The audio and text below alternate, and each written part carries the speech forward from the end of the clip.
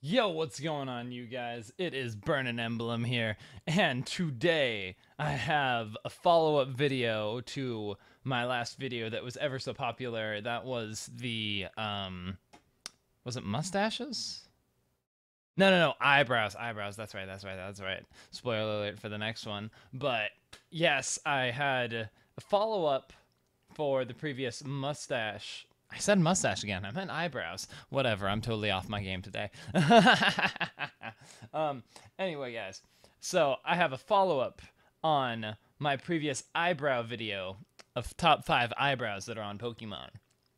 No spoilers for that one, but it was a lot of fun. It was, man, that number one was ridiculous. Anyway, guys. Anyway. But today, we're talking beards. We're talking long. We're talking luscious. We're talking way too much hair for whatever they're having on their face. And this one's a little bit more loose because there's not too many Pokemon that actually do have beards. Like, if you check out this listing right here, like, you don't see anything that have beards or anything like that. But yeah. So I'm being a little bit more loose with what I'm going to call a beard, goatee, whatever you want to call it. Facial hair. There you go. Facial hair. But yes, let's go with those top 5 beards of all of Pokemon. So far, anyway. Because, I can't really see 7th gen quite yet. I could use that clairvoyance. I could attempt it, but, I'm not all that great at it. Anyway, guys, so let us kick off this list, shall we? With number 5. This man already has spikes, like, all over him. So I felt that it was very fitting that his facial hair does the same. It's not like overly zealous about its growth, but it's a fine beard nonetheless. And that number 5 is Chestnut. I mean, check out that little bit of peach fuzz he's got going on there. And it's all around his face. Like, he's got the mutton chops right going off of his cheeks. He has the beard going toward the bottom. Heck, he has hair running down the spikes running down the side of his body, so I think that it all just wanted to emulate very similar. So yeah, it's pretty cool. So this grass fighting type, he's not doing too bad for himself. He already has this kind of a spike theme to him, so he might as well have some nice facial hair to go with it. So there we have it for number 5, the wonderful and powerful Chestnut.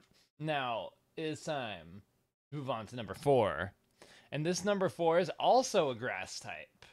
And he was also introduced in not the most recent round of Pokemon, but he was introduced in the same game that Chestnut was.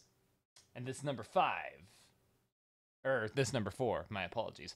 This number 4 is Mr. Gogoat with his little Gogoat tea. The Gogoat tea. But yes, Gogoat, my friend here, already has lots of fuzziness all around him with his goatee fur and all that fun stuff, and he's pure grass type. But look at that facial hair. Check it out, right up in here. It's pretty nice, right? It's not too bad.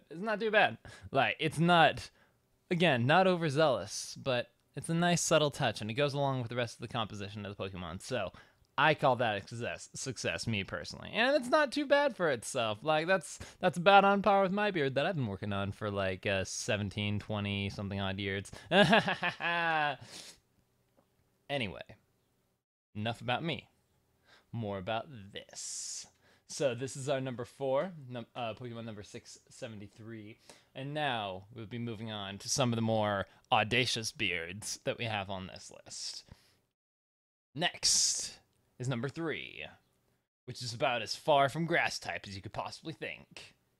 Well, maybe not as far away from it as you might think, but I don't know, it's still pretty far away, mostly because it's super effective against it, and that is Haunch Crow. This dark flying type is looking all fly with his hat, feathers, whatever you want to call it. I swear, that should just be the shape of its head. It's interesting, it's cool. Anyway, but this guy, this is why I was a little bit loose with my translation of what a beard is. Because, yeah, that might be like feather plumage on his chest. But I think that coming right off of his chin is just one wicked sick beard. And it's cool if it's feathers, man. I mean, come on, we don't judge around here on Burnin' Emblems channel. You could have a feather beard, you could have a hair beard, you could have a fur beard. I mean, gross, whatever's good. You could just have some patches of grass on there, and I'd be like, yeah, sure, good enough for me. But yes, this is Haunch Crow. He has more of that wise, ancient Gandalf sort of beard that goes curly, curls just a little bit at the bottom and looks all nice. I mean, look at that suave little curl right there. Just very subtle, but a wonderful, wonderful addition. So there is number 430, which is our man Haunch Crow. Or our woman Haunch Crow, depending on like gender that you catch it in, because you know, evolved from Murkrow and all that fun stuff.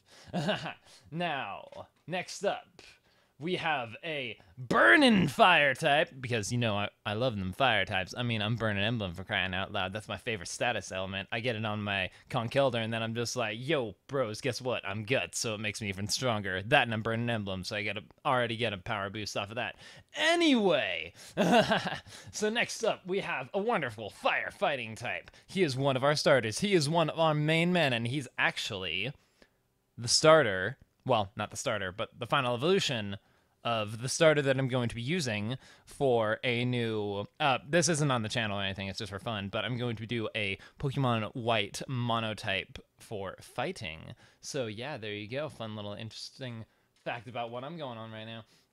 But now let's move away from the big boss and head off to see Emboar.